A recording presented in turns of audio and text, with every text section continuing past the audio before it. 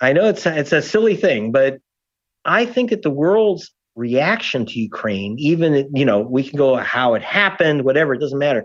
But the fact that there is a moral revulsion to the invasion, I think is hopeful. The fact that Putin has to lie is hopeful. If he told the truth to his people, he'd be out of power. And it's interesting, Daniel, once spoke to Daniel Ellsberg, the guy that released the Pentagon Papers in the U.S. And, revealing the truth about the war in Vietnam, that America was getting its ass kicked and we're just killing a bunch of people and can't possibly win. And he said, the good thing about the American people is that you have to lie to them. Right. And he said, the bad thing is that it's easy to do. Yeah.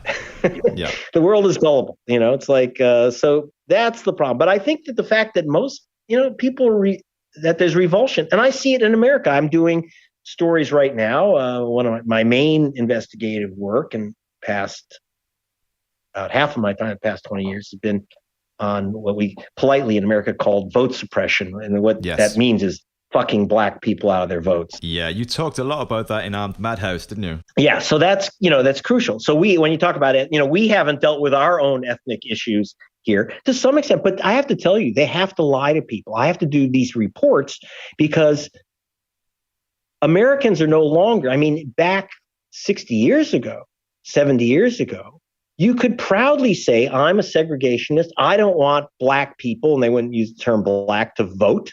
Don't let them vote. I will make sure if you elect me, and I'll make sure that no black guy ever gets to vote. You could say that. And that's changed. And so now you have to lie to people and say, oh, yeah, we have a wonderful democracy. Everyone gets to vote. Just don't try it. In fact, if you go to my website, thegregpalast.com, you'll see some of the stories and stuff. Like when I was down in, I keep going down Georgia, which is a really important politically swing state in America. And, I was at the polling station when Martin Luther King's 92-year-old cousin was thrown out, a black woman, of course, King's cousin, and they wouldn't let her vote. And her granddaughter was absolutely hysterical in tears. And they don't no longer say you can't vote because you're black. They say, oh, you can't vote because you don't live in Georgia anymore. Well, this is Martin Luther King's cousin. She lives down the street. I was in her house.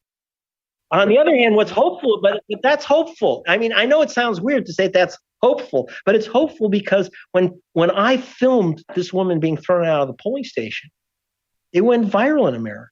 People were disgusted by it. Now, did it change policy? No, but it led to at least a big discussion about changing policy.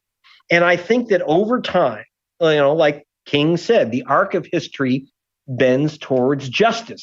Yes. But people forget the second part of his statement. It doesn't bend itself. You got to do something.